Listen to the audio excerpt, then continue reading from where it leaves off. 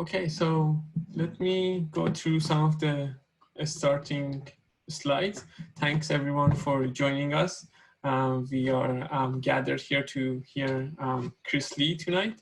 He's going to talk to us about are we really a team? What questions to ask? It's very exciting, and I'm sure Chris brings lots of value and lots of learnings. A little bit about Lean Agile Network. So we are 2,000 members strong. We are on Twitter, LinkedIn, Meetup, Slack channel. We post our videos on YouTube as well. If you guys want to, these are the information for you to follow us. You can follow us on any of these social media. And we have a website that it has some information on it. We typically, when we were in person, we shared the community event that is happening around us in Toronto. We are based in Toronto, but after this virtual ones, we moved away from doing that. There's a website that I created, virtualagilecommunity.com. You can find a list of virtual Agile events happening. You can submit your own. And this link here, bit.ly/Lean Agile Community, is a list that I captured. Again, most of this is in-person community event. What's a typical Lean Agile network? Typically, we have every last Friday of the month or every last Thursday of the month. We have moved from last Friday of the month to Thursdays.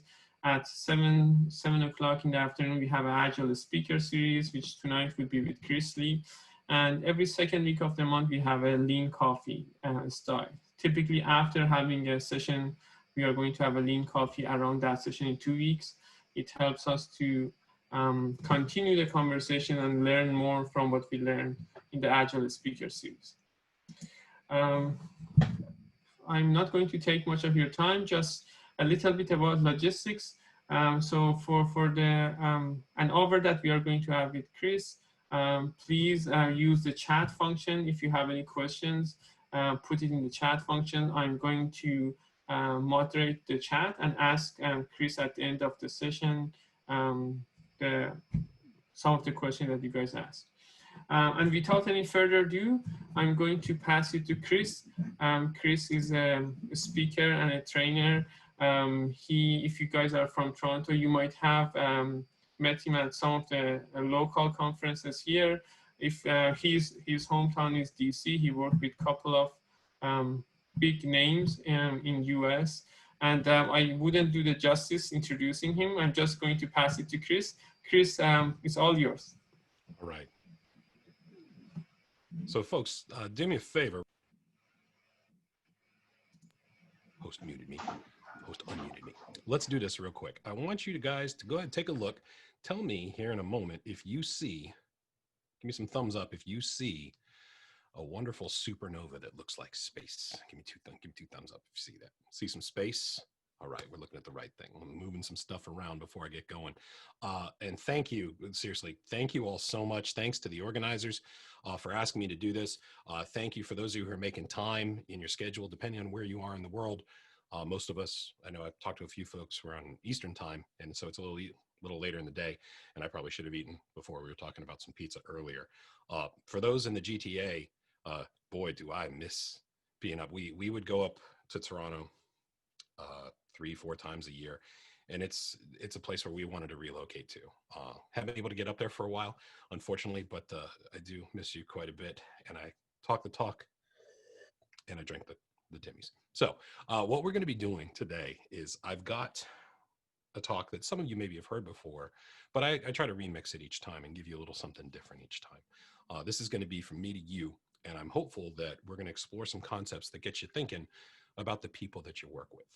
And if you're really a team, in the classroom environment, when I work with students, I'm able to bounce around. I saw some former students jumping in. Hi team, how you doing? So this might feel a little bit faster than you're used to. When I'm in the classroom, I can like sit down and talk with people, engage a little bit more, but I want to make sure that your time is well spent. So what I'm going to do is I'm going to go ahead and start off this presentation. Bam. So many controls popping up. Stand by. How about the new normal, eh? You're looking at Zoom all the time. All right. So teamwork. This is what we're going to be talking about. And I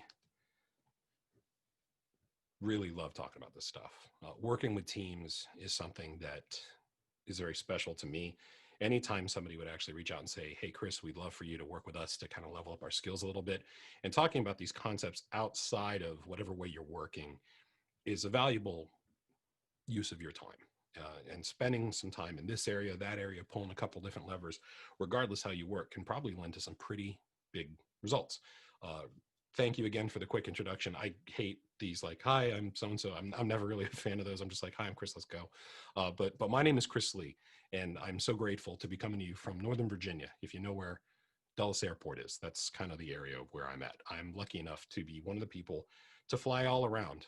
Most of my work is in the lower 48 states in the United States, and I get a chance to work with organizations in a lot of different capacities. And I'm also very, very lucky to be able to be involved with a number of the different agile governing bodies that you can see right there on that slide. If you wanted to reach out to me, my email's right there, Twitter handle's right there, LinkedIn, feel free to follow, or if you'd like to connect, that's cool too. Just make sure to send in a note. And don't be, Chris, hi, I hope you're well. And it's like, I'm well. I saw a tweet. It was like, are you well? So, I'm well. What can I do for you? But if you needed to reach out, please don't hesitate to. I love hearing from folks who have seen me speak or former students, anybody really. So feel free to send along a note. I love working with professionals like yourselves and helping you out, because if something good happens and I was able to help, you in the slightest, that's the best feeling. The organization I represent is Sparkplug Agility. This is a consulting firm that focuses in a few key areas. One of the calls we get quite a bit on is for coaching support. This is more of a partner type relationships where individuals, teams, and organizations want to explore a couple options and need someone to kind of help act as that, partner. There's other times we get called to provide specific expertise when it comes to more consulting engagements. I like to talk about consulting as influencing someone else, but at their request.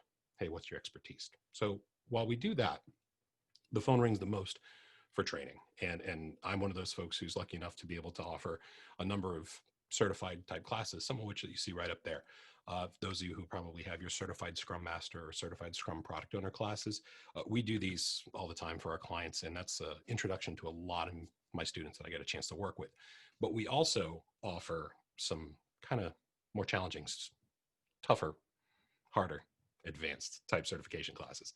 The advanced certified Scrum Master and certified Scrum Professional, think of those as like the 200 and 300 level classes recognized by Scrum Alliance. These are classes that I'm really excited to brought to market a while ago. I was actually on the volunteer team for Scrum Alliance that was approving the instructors that wanted to offer this. And the reason why I was there is that I was actually the first trainer in North America to offer both the 200 and 300 level in a classroom environment. So we've been doing that since the summer of 17, have worked with a bunch of students. And like, if you have your level one and you want to kind of step up your career a bit, take a look at that. We'd love for the opportunity to work with you. It's great stuff. Enough about that. Let's get to the good stuff. When I see this picture, I think of people who are very close to me. The reason why is that when people ask me, like, Chris, what's your team like?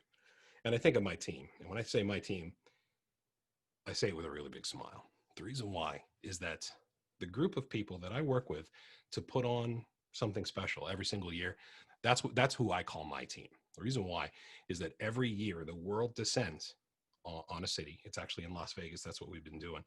And it's a celebration. It's an event all around video games. And it's electric, and it's emotional, and it's powerful, and it's the biggest moments of some young people's lives. And the core team that helps to put this on that's my team. And when I think of them, these are some of the closest people to me in my entire life. And people are really, are you really a team? I say, yep, absolutely. And when I think of these people, 3 words come to mind. 3 words. The first is, we're a very diverse group of people. We have different cultural backgrounds, grew up in different industries, very, very wide ranges of experience. And that mix really helps bring out the best in one another. We're aligned because we're trying to put on this wonderful event year after year. We've been doing this for 20 years. And so if you get a chance to go ahead and work together that long, good things can happen. Because the third word I would think of would be family. And when I say family, and like, I mean that. We've been there for the most powerful and strong moments of each other's lives. And to be there and have those bonds that strong, those are the words that I would use to describe my squad. So think about it. If you had to think about the people that you work with on a regular basis, what 3 words would you pick? What would they be? How powerful would they be? Would you smile when you say them? I want you to think about that, because here is what we're going to do. I never, for those of you who see me work in person, you know I like to run around and we do a whole lot of games and stuff. I want you to go ahead and play along at home if you'd like. What you're going to do is I want you to go ahead and, if you have some of these wonderful sticky notes, peel off 9 of them. Or you could just, if you have a piece of paper and you want to draw some boxes, that's fine too. But if you have 9 sticky notes spread out like that, what I would also want you to do is I want you to number them. I want you to number them from 1 to 9. Maybe write that number in the top left corner. I want you to go ahead and take a second to get this set up. I'm actually going to give you 5 seconds. See if you can just have a little bit of scratch area to work on that. I want you to take 5 seconds to do that.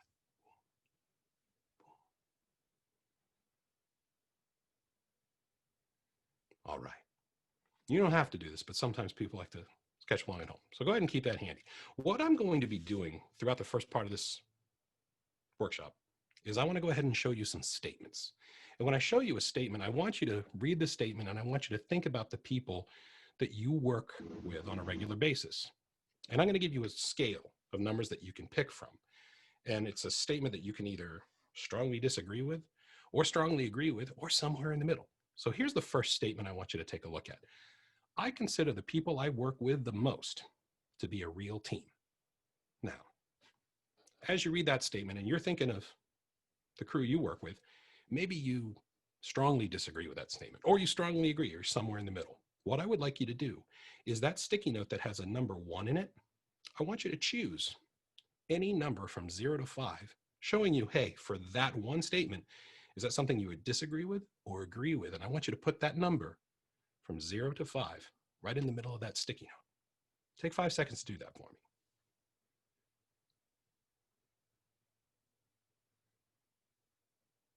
All right. Some people say absolutely. Some people say not really. Some people kind of in the middle. That's okay. Here's how I want you to think about what a team really is. I like to go ahead and really gravitate to this one particular sentence because I think it's extremely powerful when it comes to defining what a team is.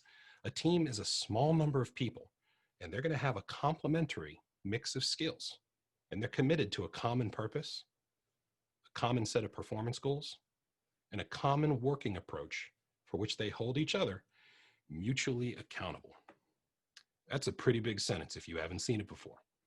There are a lot of words in there that could be interpreted a bunch of different ways. We're going to break this sentence down in a couple small pieces, leading off with some of these statements and giving you some things to think about and questions to ask. So here's the first statement, or the next statement I want to put in here. Right. So for statement number 2, check this one out. Thinking of the people you work with, members can convene easily and frequently without any unnecessary coordination. Same scale as before, ranging from 0 to 5. Thinking of your team in that statement, is that something you disagree with or agree with? Choose one of those numbers, and on the sticky note that you have the number 2 written on, I want you to put a number from 0 to 5 in the middle of that sticky. Take 5 seconds.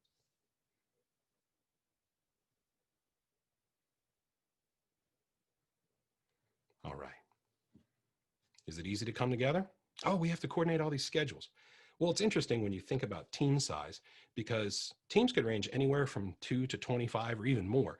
But most of the teams that I've done research on that are really effective and could be considered a real team, normally they number less than 10. Because when you're working with a team, I want you to think about all of the things that can happen with a group of people. You have lines of communication. You have relationships that you have to manage. When you just have 3 people, 3 lines of communication, 3 relationships to go ahead and manage. Guess what? Once you get to 16 people, those are 15 lines you have to consider. You're like, okay, that's not so bad. But it does get a little bit higher, because as you start to add people to that mix, look at that difference between 6 people and 10 people. 15 lines of communication, 15 relationships to manage, jumps all the way up to 45. This isn't something that everyone always considers. They're like, oh, we'll just add another person. That's a whole new dynamic. The more people you add, it's a little bit hard to keep up with. As you keep adding people, this looks like one of those spirographs you used to draw when you were a kid. I used to love this, with the gear, the colored pencils, sharpened colored pencils. It can get pretty unwieldy. And just trying to coordinate schedules. Hey, let's go ahead and jump on a quick call. When you only have to call 4 or 5 people, hey, when's good for you? When's good for you? How many times have you run into like, I'm sorry, I'm not good then. I got to do the thing for the person for the thing. You know exactly what I'm talking about. So if it's not easy to convene pretty frequently, just, hey, let's get together. Maybe we're a little bit bigger than we need to be. Maybe we have to think about those things. So that's something I want you to consider. How many relationships? How many lines of communication? Here's another statement I want to put on your radar. Try this one on for size. Members can introduce new or supplemental skills, either technical or functional skills, as needed. Hey, we need to bring something new in. Don't know how to do something. How easy is it to go ahead and introduce that new skill? Hopefully it's easy. That's my hope. But thinking about that statement, hey, we can go ahead and do this. Is that something you disagree with or something that you agree with? Maybe strongly in one way. Find the sticky note with a number 3 on it. And right in the middle of it, I want you to choose a number from 0 to 5. I want you to take 5 seconds thinking about this statement.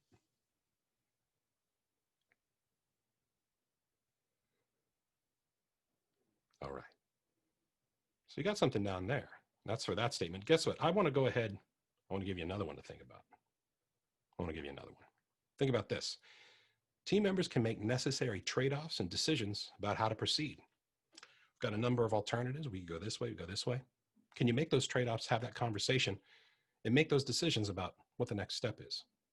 Same scale as before, but a fresh sticky, the one with the number 4 on it. I want you to choose that number from 0 to 5 on that scale, thinking of that statement and your team, and put it right in the middle of the sticky with a number 4 on it. Take 5 seconds.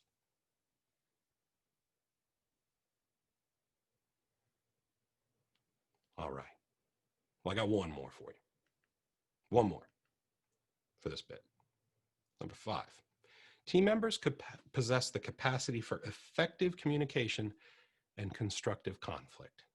Thinking of your team, same scale for sticky note number 5. I want you to put a number in the middle of that sticky for me. Thinking of this one. Take 5 seconds.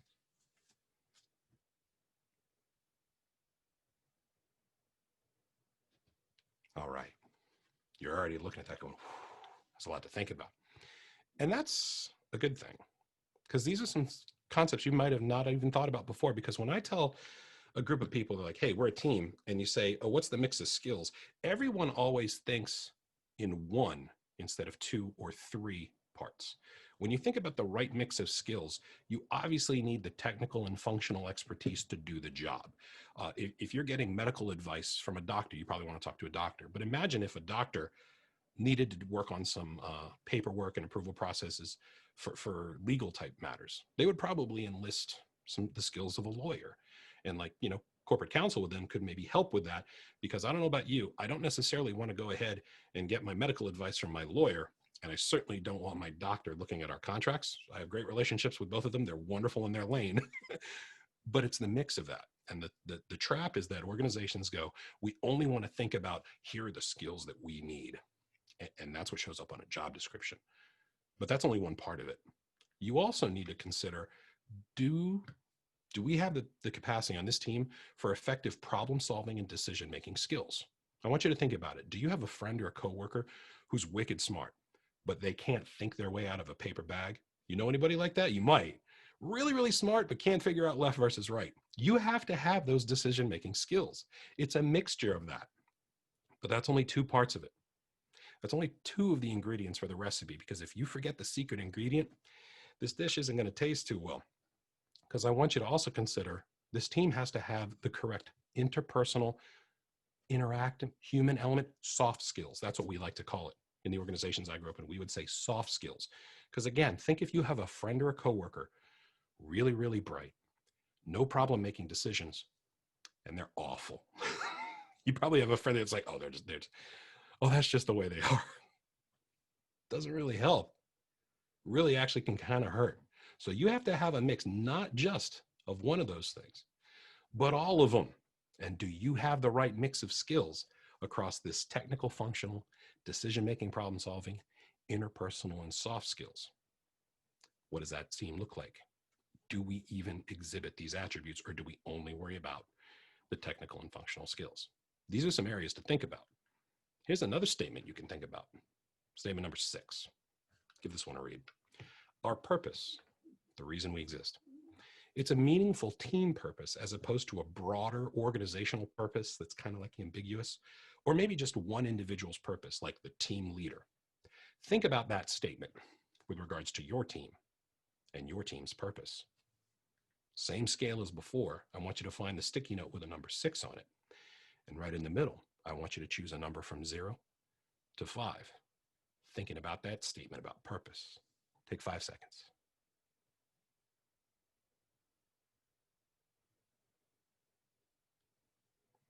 All right.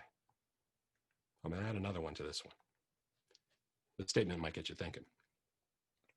When we talk about performance, people like to talk about metrics. I like to talk about behaviors and outcomes. Think about this statement right here. The team's performance goals are directly tied to the team's purpose, like that purpose we just talked about in the last statement. Same scale, 0 to 5. I want you to find the sticky note with a number 7 on it. Put a number from 0 to 5 on that sticky note. Take 5 seconds.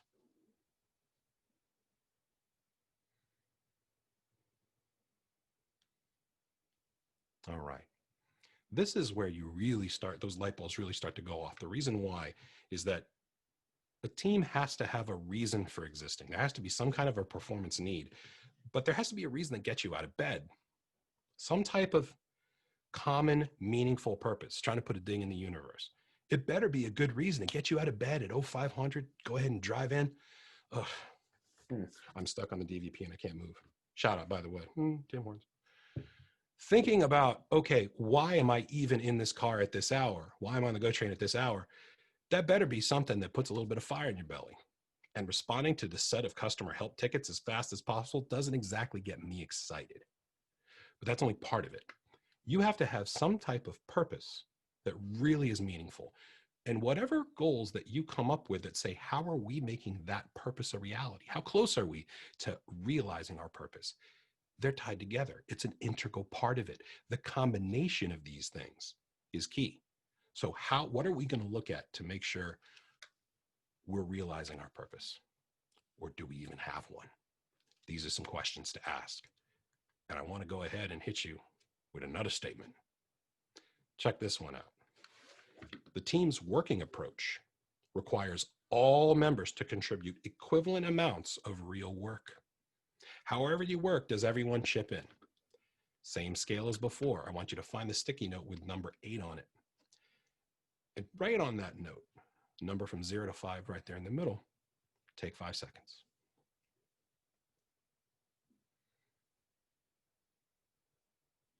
All right. This is key. I mean, all of them are very important, but it's interesting how many teams I work with and I say, why did you choose to work this way? And what normally comes back is, we didn't choose it at all. I say, well, how effective is that? The reason why is that teams need to develop a way of working together.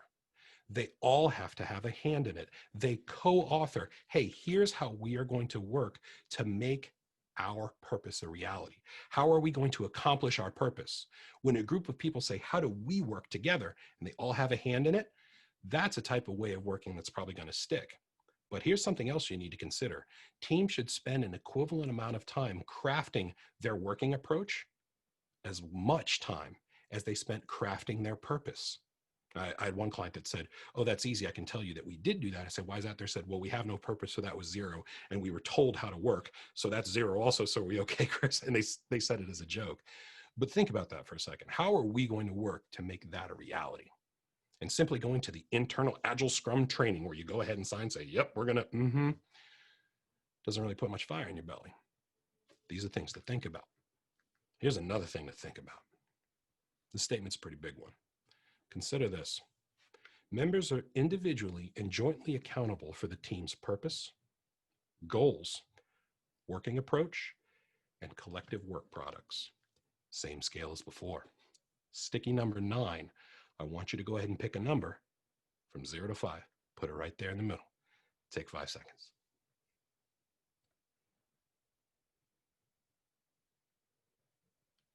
All right. There's a word on here that I want to specifically call out: accountable. The reason why I want to call this out, excuse me, is that when people hear the word accountable, you know what they think of? Blame. Kind of a bummer. Here's how I'd like you to consider to think about the word accountability slightly different. Accountability is all about the sincere promises that we make to one another on our team, all rooted in commitment and trust. This is the only time you'll hear me read directly from a slide, but I want you to consider this as a definition for accountability. By promising to hold ourselves accountable to the team's goals, we each earn the right to express our own views about all aspects of the team's effort and to have our views receive a fair and constructive hearing. See something? Say something. Someone not pulling their weight? Speak up. And it's interesting how many teams I work with, there seems to be one or two people who have no problem speaking up, but other people might be a little bit put off by that, scared by that, intimidated by that. And those people who go ahead and speak up all the time, are they coming from a truly and sincere place of trying to be a good teammate? This is how I want you to think about accountability. The reason why is that no group can ever be considered a team until they can hold each other accountable as a team. I want you to think of the difference between these two statements. It's subtle, but very critical. The boss holds me accountable. Compare that to, we hold ourselves accountable. Very big difference on that. It's subtle, but it's like, wow, that's very different. Thinking about this small group of people, 10 or less, that are going to use their mix of skills, technical and functional, problem solving and decision making, interpersonal, soft skills. They're going to use that mix of skills to make a purpose a reality, something that's meaningful, something that puts fire in your belly. This team is going to come up with a set of goals that they can look at to say, hey, how close are we to making that purpose reality? And how are we going to do that? What's our way of working, our working approach towards making that purpose a reality while holding us accountable to one another? That's a lot to think about. I told you it was a really big sentence. So remember those sticky notes that you wrote down? This is just a little amuse-bouche, little hors d'oeuvre of a much larger workshop that I do for teams. And I want you to consider you have a bunch of numbers ranging from 0 to 5. Sometimes people add them together and do some averages. And that's actually what I do for teams. And if you're seeing something where you wrote a 4 or higher, like if there's a bunch of questions for one area, that's something your team should consider celebrating. That's awesome. Keep that going. But if your team for a particular area is scored anywhere from like a 3.0 to 3.9, there might be something there that you want to talk about. This might be something you want to consider having a chat about as a squad. And if you see something from 0 to 2.9, there's work to be done. And that's okay. You might have been dealt a hand. It might be your first day on the job. That's okay. Most of the time, it's not your fault at all. You know that. But where can you get going? Thinking about something like that gives you an idea of, are we really a team? Are we small enough in number? Do we have the right mix of skills? Do we hold ourselves mutually accountable? These are things that you have to think about as a leader. And you don't have to have a title to be a leader. I mean, cliche, and by the way, just because it's Canada, I say this in class, I say, you don't need a letter on your sweater to go ahead and talk to the ref. You don't need a letter to be a leader. You can speak up. It's okay. Follow the leader. I say, if you want to try to go ahead and really move the needle, sometimes you just need to figure out what questions to ask. This gives you an idea of at least maybe start to hear, maybe start to pull a lever here. It's all about making people a little bit stronger. Now, some things you can start with, because I know that might be a little bit overwhelming. Here's some things you can think about. Consider the mix of all those types of skills, not just the technical skills. Revisiting the purpose as a group. Don't just go to somebody on the business and say, what's the reason we're here? Okay, the reason. Revisit it as a group. Something else you can do. Whatever performance goals you're looking at, make sure they directly tie to your purpose. Make sure they directly tie to the reason you're there. And you want to spend an equal amount of time crafting that purpose and your working approach. And you also want to sit and have a conversation and say, what does being accountable really mean to this squad? Those are some areas I want you to think about, because if you can concentrate on these basic attributes of a team, you're probably going to see a lot more smiles. That's what I want you to think about.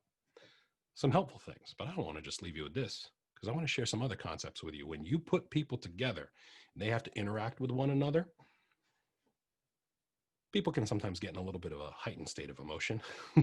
And with what's going on in the world right now, sometimes with some folks, you see the best of them and you see the worst of them. And I want to define a word for you right now, a word that you might have seen before, and it's called dysfunction.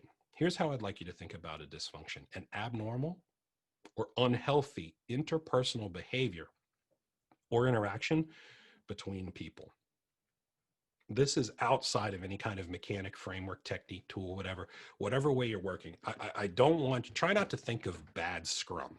That's what I want you to think of. A lot of teams I work with, we get a lot of calls for scrum. That's one of the things we're known for. And trying to help with that, a lot of times the breakdowns happen from a lack of shared understanding about what something is or what conversation look like. Take all that, put it away, and I want you to think about interactions between people.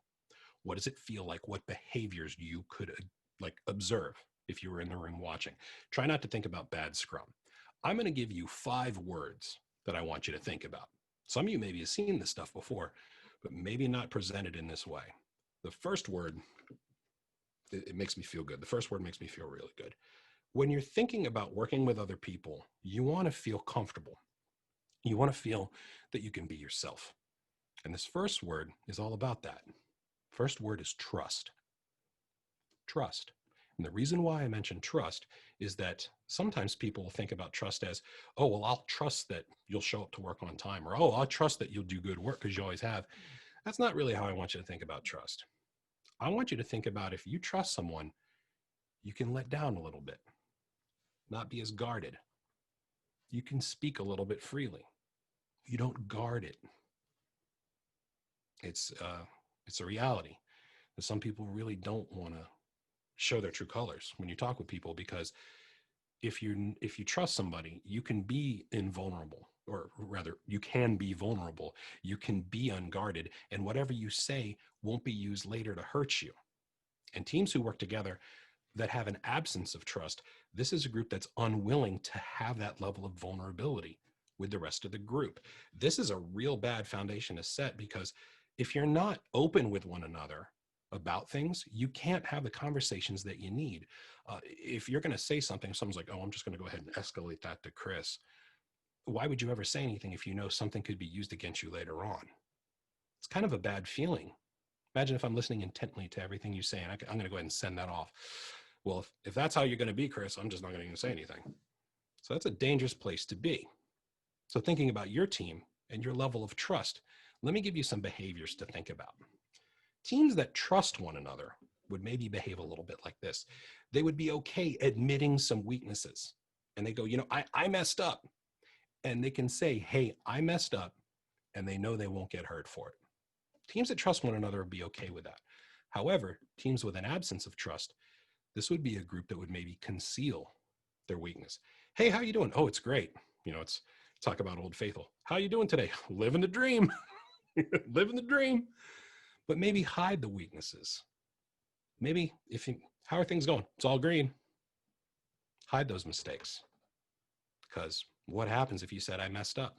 There are teams I've seen where if you say I messed up, people pounce on that. Teams that trust one another, this is a group that would take risks in actually asking for help, offering some feedback and assistance to other people on the team. Hey, I need some help, or hey, maybe I can help you. Teams that don't trust one another, they might hesitate there, or won't at all, and they won't ask for help. They won't provide that constructive feedback to other teammates. And really, we don't really know who we're even dealing with at that point. So looking at those 4 behaviors, have you seen your team act in any of those ways? One of them? 2 of them? All of them? Maybe on the left side? Maybe on the right side? Something to think about. If you can't be vulnerable around your teammates, it's setting a real rocky foundation. So trust. That's the first word I want you to think about. The second word I want you to think about is a little bit different. And no, for those of you who've seen that picture, the word is not Hadouken. That's not the word. When I say this next word, I want you to consider how you feel inside, how it makes you feel emotionally, physically. Because when I say this next word, sometimes a lot of my students and the folks I work with, they get a little bit uncomfortable, and that's okay. Because think about it, how you feel when you hear this word, conflict. How does that feel? It feels great. Some people think it feels bad. The reason that I'm always fascinated by this is that when people think conflict, they think a knockdown, drag out street fight, when really conflict can be pretty constructive sometimes. Now, granted, there could be destructive forms of conflict, like someone who throws a cup of coffee at somebody.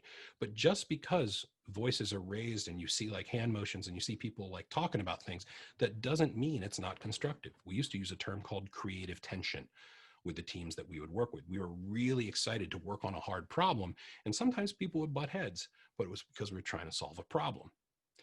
But not all teams can have that conflict. In fact, they're scared of it. They actually have a fear of conflict. They don't have the ability to have that passionate, emotional, unfiltered debate. They can't have that discussion. The red mist takes over, and they say, you know, I don't want any part to do with that. Instead, this is where teams will really, they'll mix their words about, they'll kind of pull back a little bit. Sonic boom. It's a dangerous place to be. Because if you can't have that passionate, unfiltered debate, you know, oh, well, we can't do that. Well, why not? Well, because maybe I'm worried about whatever I say during that debate could be used against me later in a hurtful way because we don't trust each other. That's the link between these you have to consider. What type of behaviors would a team that actually fears conflict or one that embraces it? Here's some behaviors I want you to think about. First is this. Teams that actually engage in constructive, passionate debate, they can actually get the ideas of everybody you're working with, get everyone's thoughts on the table. You ever felt that you're in a situation where you're watching two people argue, you got something you can add, but you just can't get in there, or you're worried about getting in there? Your team misses the opportunity to hear from you. Teams that actually can have this passionate debate take advantage of all those ideas. Where teams that fear the conflict, they miss that opportunity.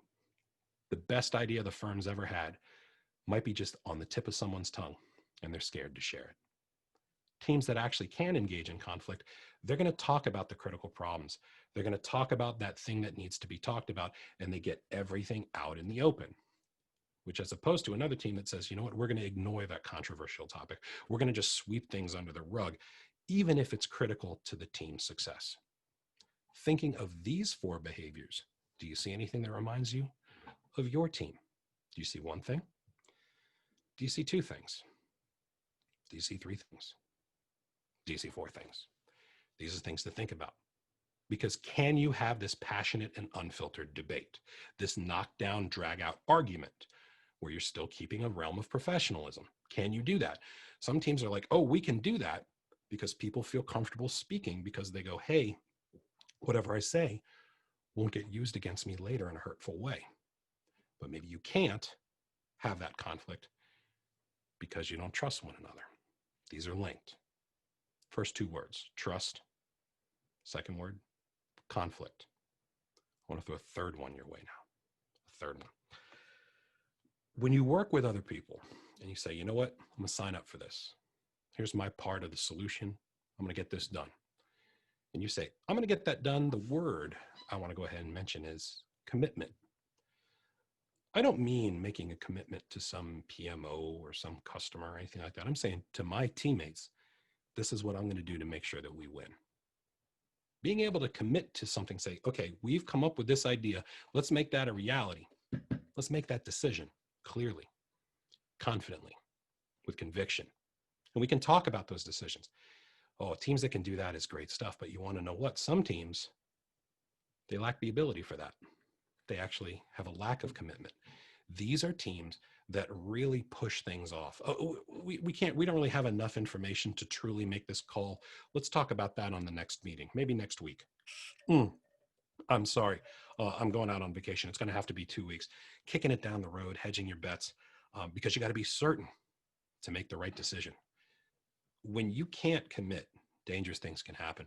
These are situations where teams rarely get any kind of a buy-in to commit to a decision. They might say they're on board, but really they're not. I had a friend of mine, dear friend of mine, would be like, "Hey, you like, I'm okay with that. Yeah, maybe, yeah, sort of, yeah." Not really all in. We used to actually ask that, be like, "How we feel about this?" And we'd be like, 100%, 100%, 100%, absolutely. Let's go, lock it in. That's what you're going for. But teams that actually kind of feign that agreement, bad stuff can happen. Consider these behaviors. Teams that actually make those commitments to one another, they're going to create a lot of clarity around their decisions, around their priorities. This is why we're doing this. And this is what's most important to us, because we're going to work together. Clarity around decisions and being able to talk to about this is why we made this decision. That's a sign of a really strong team that can actually commit. But teams that fail to commit, there's a lot of fuzziness, misdirection, shifting priorities. Think about those situations where you're talking in a group and you're trying to figure out what to do. And then someone goes, "Hey, well, you know what? While we're on that, what about that other thing over there?" It's almost like saying, "Look at this shiny thing over here. Let me distract you away from the thing we need to talk about and bring you over here. Oh, we just ran out of time. I'm sorry." I've worked with people who would use that technique to try to blow up a meeting and just run out the clock. Not very healthy. Which of those have you seen before? Here's a few more to think about.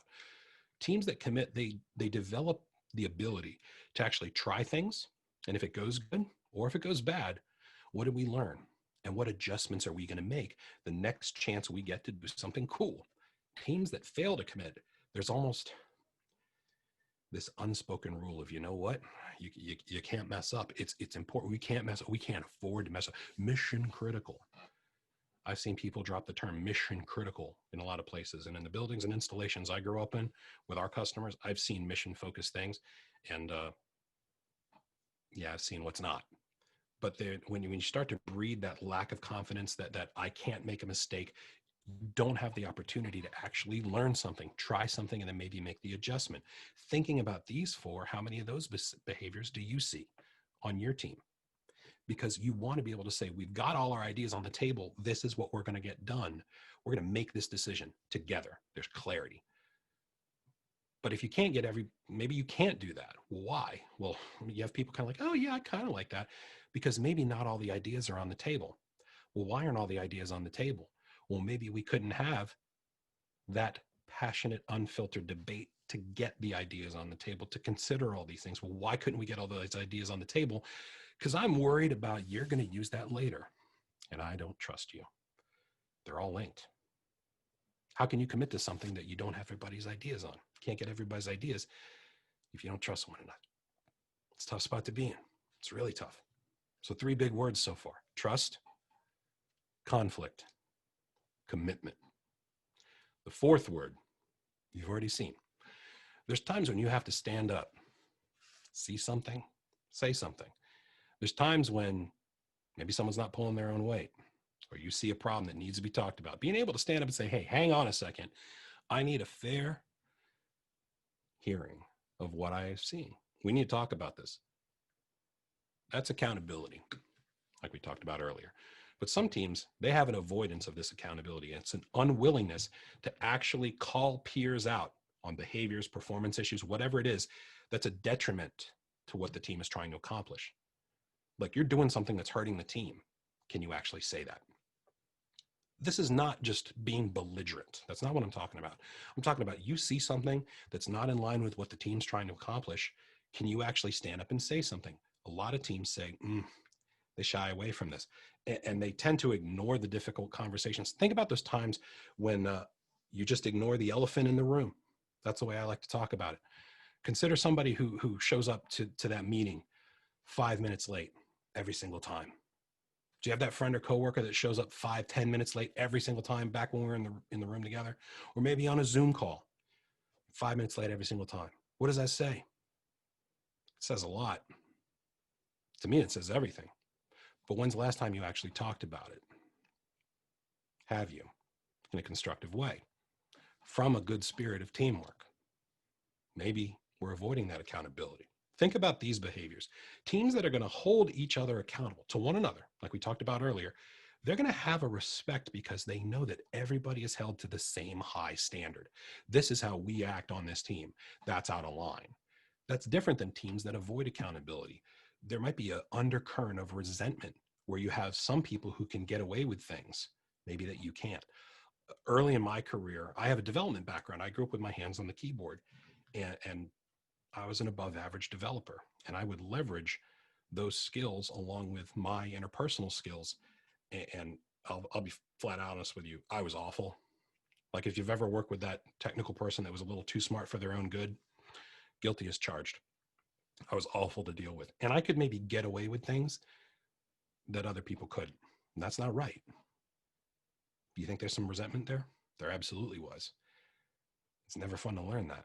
So thinking about that, if you avoid accountability and actually calling people out, hey, you're always late to this meeting. Different standards. Doesn't feel too good, does it? Especially if you're on the lower standard. Here's something else to think about. Teams that hold one another accountable, they're going to fix it in-house. We're going to fix this as a squad. We're going to keep this in-house. We're going to fix this. They avoid a bunch of red tape and bureaucracy around any kind of corrective actions. We're going to talk about it right now. Teams that avoid the accountability, they're going to put that burden on someone else. Oh, we're just going to escalate it to Chris, and Chris will handle that discipline. We're not even going to handle it on the team. We're going to send it somewhere else. You ever got that email? Hey, could you come by? We received some complaints about the ways you're discussing. It's like, why can't I just have that conversation with people? Well, maybe because we're not really holding each other accountable. Why can't we go ahead and call each other out on what's not helping the team? Well, maybe because there's nothing concrete that we got our head around that said, this is what we're going to do, something that we actually committed to, but we never really committed to it. Well, why didn't we really commit to it? Why was it fuzzy? Because we didn't get everybody's ideas on the table. Why couldn't we get everybody's ideas? Because we couldn't have that passionate, unfiltered debate. Why? Because I knew you were going to go ahead and use it against me later. They're all linked. Some of you are like, I've seen some of this model before. You probably haven't thought about how they're related, because they're all related. These are things you have to consider. These behaviors are things you need to consider, because there's a fifth word. This fifth word is good. I will tell you that winning as a team feels good. Winning feels good. Winning feels good. Wins are like the molecules of success. Winning is awesome. And when you win as a group, it's awesome. But you lose as a group too. And that's okay. The problem is that too often when people are trying to win as a squad, occasionally you might work with a team member you maybe have in the past or currently, where sometimes you take your eye off the ball and you're not worried about the team winning. You're worried about your own stats. What's on the back of your card? What did you do as opposed to what did we do? And that's the danger, because when it comes to results, keeping an eye focused on the team's collective results, that's a good thing. But if you take your eye off the ball and you're worried about yourself, you might not give your attention to the thing that matters most. And inattention to results is where you lose your focus on whatever the group is trying to accomplish and you worry about yourself. As long as I got my stuff done, that's okay. This is a dangerous place, because a lot of memories flowing by right now. I've gotten to see this hard conversation far too many times. Team members who put their own needs ahead of the collective. I mean, oh, well, we're getting stuff done here in sales. If those people over in delivery would just figure it out. Oh, well, it's not our problem. Those folks in marketing. It's like you start to worry about your own department. It's kind of not a good attitude, is it? Hate to tell you this, folks. You know where I hear that attitude also? In this statement. At least I got all my stories done. There's enough wrong in that one sentence that will keep me with you for at least a month. But think about that. I got my work done. That's like saying, you want to know what? The hole's on your side of the boat, not mine. What? Doesn't make any sense. You win and lose as a team. And a team that loses their focus and takes their eye off the ball, that's when folks start to look at, I'm just going to clean my own house. I'm going to make sure I'm good. I'll make sure I'm covered. Doesn't matter if the rest of it goes bad. I'll make sure I'm covered. Think about these behaviors. Teams that are focused on those results, they're going to hold on to those high-performing individuals that want to be a part of a squad like that. But teams not focused on those results, you're going to lose somebody. You ever had to lose a high potential teammate to something else? It's the worst feeling. If someone's ever handed you a resignation letter that said, I can't get what I want here because you guys are just messed up, that feels pretty lousy. I'll be flat out honest with you. It's lousy.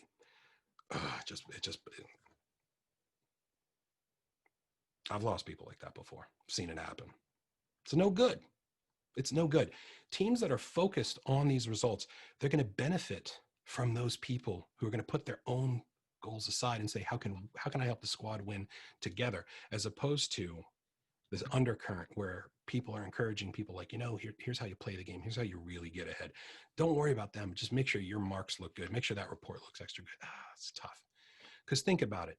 If I'm only worried about my department, if I'm only worried about my department and I took my eye off the ball, it's a bad thing. But there's a better chance I would stay on target if people could call me out. Hey, remember, we're trying to do this. But if people are unwilling to call me out, well, they're not holding me accountable. Well, why can't they hold me accountable? Well, because there wasn't clarity around what we were really trying to do. And that ambiguity is there because we couldn't get everybody's ideas out on the table. Why?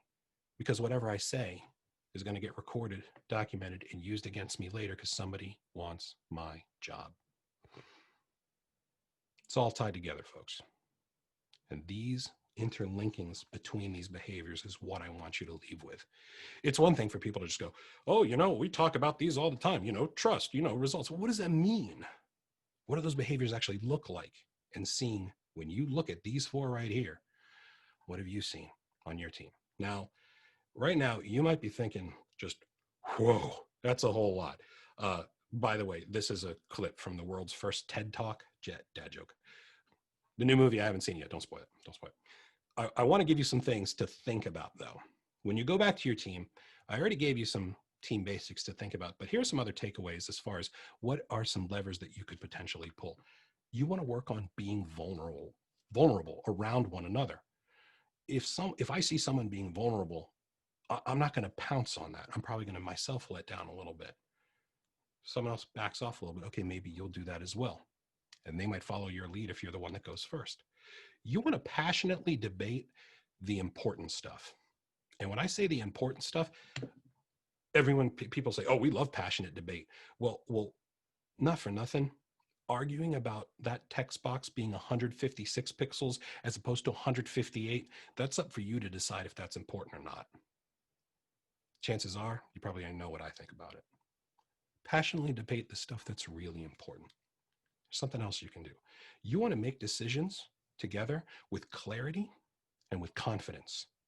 Like when you make a decision as a team and someone says, hey, why did you make that decision? You can tell them why in 1 sentence, maybe 2. But this is why, and you're confident in why you made that call. That's what I want you to do. Make decisions together with clarity and confidence. And you want to call each other out when it's needed. When you know what's expected as a team, this is what we're trying to do. You want to call each other out when it's needed, and you'll know. Search within yourself. There are people who I've seen. I watch team, and there's always like, oh, well, that's just the way that person is, and they got no problem calling somebody else out. You might have a friend or a coworker that's like that, or maybe that's you. And the conversation I normally like to have with those type of people, I say, my question is, it seems like you have no problem at all giving, but can you take as well as you give? Sometimes those are the most fragile people that I've gotten a chance to work with. They're lashing out at people because they just don't want to give anybody any opening where they can get pounced on themselves. Call each other out when it's needed from a place of well-spirited teamwork, well-intent. That's what I want you to consider. And you want to focus on winning as a team. Winning feels good. When you're working together and you win as a squad and you can high five, it feels good. This whole teamwork thing, it's super hard. But if you spend the time on this, it's totally worth it. It's totally worth it. Now, if you'd like to know some more about these concepts, I wanted to put a couple books on your radar. The first one is The Wisdom of Teams. This Katzenbach and Smith book is fantastic. When I first encountered it, I started flipping through it and just like my mind was blown. One of the first stories you read about is about this one particular individual that was being marginalized by the organization they were a part of. And the setup story is about the shipping of goods in North America. And they're talking about how, nowadays we go click on a phone and then it shows up outside on your doorstep. Oh, thanks. But it used to be that goods would have to go on freight rail. And then there was a handoff from the trains to the semi trucks. And this person was charged with changing the way that was done and improving that handoff. And the reason why is they thought, oh, there's no way that that person will be able to fix it. Well, they set out going, not only do we want to solve that problem, but we want to redefine the industry and we want to change the world. And building the people around that idea, that's the first setup. Because when you're talking about the freight rail, it was like, we have a lot of structure, we're established, our industry built this country, we run on time, we know who reports to who, there's a lot of structure. And why would we want to listen to these just upstart, flexible, fly-by-night, entrepreneurial, agile semi trucks? My mind was blown on this first story alone. Wonderful book. And what's cool about it is it was written a long time ago. Like I'm talking like 1990. You're hearing case studies about like newspapers, just industries that they're still around right now, but it doesn't have like that agile flavor. This is not an agile book. This is a people book. And those basics we talked about in the beginning of this workshop, that's like the first 20%. Just to say, what is a team, as opposed to how can we progress and develop and turn into a high performing team. Fantastic book. Can't recommend it enough. The second book is this. Patrick's book on the 5 dysfunctions of a team is fantastic. So many I work with a lot of people. Oh yeah, I have that book. Yeah. Have you read it? And have you read it really trying to live it? This is a business fable where they take a leadership team going through some challenges as a way to introduce the model, and at the end talking about more the nitty gritty of it. If you have it, oh yeah, I know this. Read it again, and you might see it in a different light. I can't give both of these enough credence. These are wonderful talks. These are wonderful concepts, and they're huge inspirations on our advanced programs. And I carry this stuff wherever it is. Actually, my Wisdom of Team book was stolen. A student was like, hey, maybe that's for me. Yeah, and I had to buy a new one. So when you're going back and you're going to work with people, I have a very humble request. If you're going to be working with other people and interacting with them, I want you to treat people, thinking about these concepts, I want you to treat people with humanity. At the end of the day, we are on the same team. We're on the same team. Trying to raise the level of humanity in whatever relationship you have, not looking at somebody as an email address or, oh, that other organization, the business. It's a person, same team. Treat others with a bit of humanity. Try to treat other people with some decency. Decency needs to make a comeback. Decency really needs to make a comeback based on all the things that we're seeing in the world today. Try to treat people with a bit of decency. Try to treat people with some class. When people have met my father and they talk to me about him, they're like, Dad, Chris, your father's got class. Nothing makes me more proud to hear that, because the coolest thing about acting classy is that it's free. And if somebody is paid that is one of the highest compliments I think anybody could ever hear. When people talk about my grandfather and my father and they say, your grandpa had class, it's like, oh, that makes me feel so good. It makes me feel so proud. Treat people with a bit of class, but also treat them with grace. Be grateful. Class, decency, but most importantly, humanity. If you could do that, I'd really, really appreciate it. Please, if you could, that's my request. That is what I have for you. So I really hope that there's a chance for me to interact with you down the road. For those of you who maybe have seen me speak before, you know how much I jump around, and with COVID and everything, I'm seated down. It's a little tough to keep the animal in the cage. And I know this was a little bit fast, so thank you very much for going with the kind of mile a minute I kind of tend to go. I know I talk a little fast, but if these topics were of interest to you, they're a major focus of our advanced programs at the ACSM and CSPSM. If you're interested in learning more or working with me, it would be a pleasure to work with you.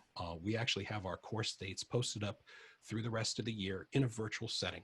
And yes, it would be me as your instructor. I had some students who were like, is it you? I'm like, yeah, it's me. But we'd love to hear from you. If you'd like to come out and work with us, it would be awesome. And seriously, folks, thank you so much for offering up your most valuable thing, time, especially on the Eastern Seaboard. I know it's a little bit later, but thank you so much. And thank you to the organizers for having me. That's what I've got for you. I'm going to go ahead and turn that off. Thank you, team. Thank you.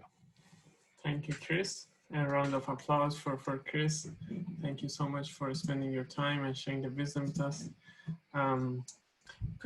Folks, if you have some question, you can use the chat function to put in the chat. And I'm going to ask Chris the questions. We have some time, I guess, from Chris. Like we are at time, but I'm sure Chris can spend some 5-10 minutes with us. Even Yeah, if more. you send some stuff in, seriously, just whatever you got, I'll do my best to answer it. And if you send in a question and you don't get the full answer, just send me an email and we can go ahead and continue that conversation. So what do we got? Do we have anything come in? We have one from Yan. Sure. Is asking, would you say that trust is a foundation on which the team is built? Absolutely. Absolutely. If you can't be yourself around your teammates, it's really tough to get anywhere with that.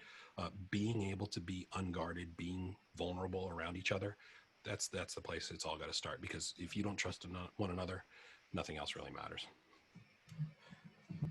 I have one question myself, Chris. Yeah, what's up? In the definition of the team, you used common purpose instead of shared goal. Because I have seen the team is being defined as a group of people that has a shared goal, but I don't know what was it about that I really liked the common purpose more than the shared goal. Do you have you any thoughts about that? Why did you choose purpose over goal? Or when you hear goal, that slips into, let's be real, metrics, deliverables, you know it. And the reason why is that I like to think about it. What's the reason this team exists? Like, there's got to be some kind of a performance need, a reason for this group to be together in this moment. What are we trying to make a reality? And that has to be, what's your purpose? And, people talk about, the ding in the universe. And, it's like, what are we trying to do? What's the reason we're together? What's our purpose? We're trying to get medicine to the people who are sick in this part of the world that otherwise they can't get. It's like, that feels good. It's like, okay, I know why I'm in the car at 5 a.m. And you have to have some kind of a meaningful purpose. When I say goals, those are the things that you would look at to say, hey, are we getting closer towards making our purpose a reality? That's why I like that sentence comes from the wisdom of teams, and that's what I subscribe to. So it's like, that's why I like to talk about them separately like that. Yes. Cool. What else you got?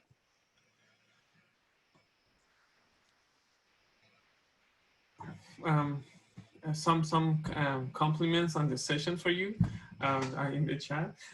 One other question that I have myself, and this might be the last question if no one else has a question. Okay. What are your experiences, the hiring organizations that you go, would you say that the people that are working together would be less of a team, and the lower that they are in the organization, you would see more of a team? Have you experienced such? Like, for example, if you're comparing the leadership level groups or teams, are they acting more as a team, or the people that are closer to the front lines, are they more acting as a team? You would hope you would hope for everybody. Right, yeah. I mean, the C-suite is that's where we spend a lot of time. But think about it. If there's somebody who's only worried about their department, like, you know what, I'm director, head of delivery, and I don't really care what you guys do, but we're taking care of business. Or, like, hey, we're in sales, and we're, the inattention to results thing I was talking about.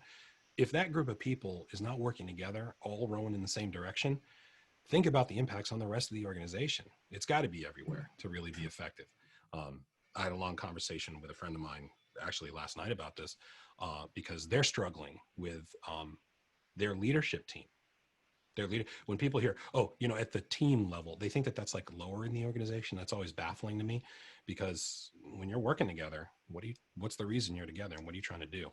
A lot of organizations are really just a bunch of individual contributors or working groups. That's where it's like, I'm going to just go to my corner and work on my thing, and we come together once in a while. You can do that if that works for you, but those are the organizations that maybe feel a little bit more pain than others. We have one more question from San. Sure.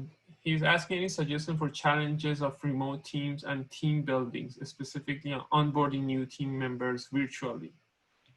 I guess the question is how to make them part of the team, and like when you get a new member joining your team. When a new member joins the team. Okay. So there was a whole lot in there. And I think there was probably like 5 questions booked in there. So what I'll do is answer one. And for whoever sent it in, if you want to send me an email, that's okay. But when folks are coming into the team, my hope is that throughout the process of them starting to come onto the team, they would have at least talked to a couple of those folks prior to that, where it's like, hey, come on in, come on in. Nothing is more scary as a new employee or maybe changing with an organization of boom, this is who you're working with now.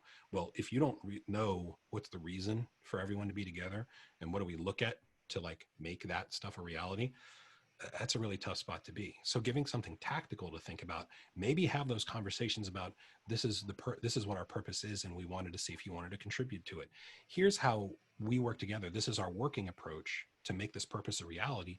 We'd love your insight and skills. Do you see some things that you could add to it? Having conversations at like that level would probably really help make somebody feel that they're a part of the team, as opposed to, just sit over there and bang on the keyboard. Thanks. Go away. Thank you, Chris, again. I'm one last question from myself. Sure. Would you be you don't mind sharing the slides with us so that we can put it share the link on the meetup site to have your contacts? Or so I actually don't share my slides, and people are like, well, why don't you do that? The reason why is that we've had situations where slides have made its way into organizations and then been modified appropriately, and without the context of it, because we said we were recording the session. When you see a picture, what is the context and the story with that? So that's why that is. I understand that some folks like have that expectation of, I'm used to. It's like, well, yeah, this is how I do it. But that doesn't mean that you can't refer back to this. And if you feel that this talk will help you in your organization, feel free to reach out. I'm more than willing to go ahead and do this or another workshop for your organization. So just, I'd say check out the video or just reach out, and I'd gladly get something. That's actually what I'm doing next week.